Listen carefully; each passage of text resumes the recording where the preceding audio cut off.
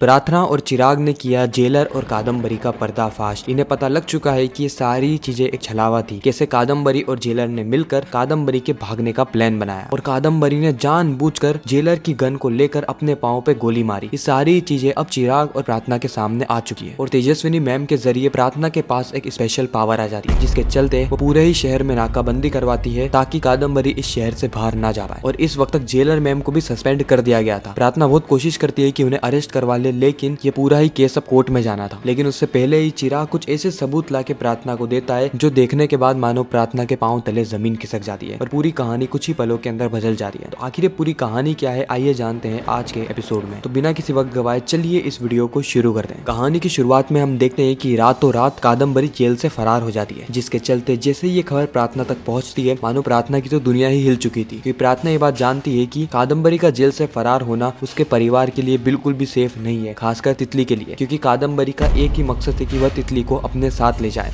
साथ ही उसकी माँ यानी पुष्पा से बदला ले। और प्रार्थना ये बिल्कुल भी नहीं चाहती, इसीलिए प्रार्थना आधी रात को सीधे भागती है स्टेशन की ओर, ताकि वहां पर जाने के बाद वो पूरी जानकारी ले सके और कादम्बरी को जल्द से जल्द पकड़ सके। एक्चुअली में हुआ कुछ यूं था, यानी प्रार्थना और सभी लोगों को यह कहानी बताई गई कि कादम्बरी हाथापाई करने पर आ गई थी और आखिर में कादम्बरी वहां से भागने की कोशिश करने लगी। इसीलिए जेलर मैम ने उसके पांव पे गोली मार दी, जिसके चलते वो हॉस्पिटल में पहुंची और हॉस्पिटल में पहुंचने के बाद उसने नर्स से हाथापाई करी और वो वहां से भाग गई। जब चिराग को ये सारी चीजें पता चलती तो चिराग भागता हुआ प्रार्थना के पास आता है। प्रार्थना से कहता है कि प्रार्थना, मुझे पता है कि ये सारा ही काम किसने किया है, ये सारा काम किया है उस जेलर ने। प्रार्थना कहती कि शक तो मुझे भी है, लेकिन तुम इतने विश्वास के साथ कैसे कह सकते हो। उसके बाद चिराग वो रिकॉर्डिंग बताता है जो कि उसने कई दिन पहले रिकॉर्ड करी थी वीरेन भाई और कादम्बरी के साथ, जिसके चलते प्रार्थना और पुष्पा ये दोनों कोर्ट में ये बात साबित कर सकते हैं कि कादम्बरी की मदद करने के पीछे जेलर मैम का हाथ था। वो समय समय पर वीरेन भाई को कादम्बरी से मिलाया करती थी और समय समय पर कादम्बरी को परमिशन भी देती थी कि वह अपनी बेटी को या किसी को भी कॉल कर सके। और हो सकता है कि ये सारा ही काम एक प्लानिंग हो कादम्बरी को जेल से निकालने के लिए। तो खैर यही कहानी है जो कि हमें आने वाले एपिसोड्स में देखने को मिलने वाली है। आप कितना एक्साइटेड है आने वाले एपिसोड्स को लेकर, कमेंट सेक्शन में जरूर बताना। मैं मिलता हूँ किसी नेक्स्ट इंटरेस्टिंग वीडियो में, जब तक के लिए गुड बाय।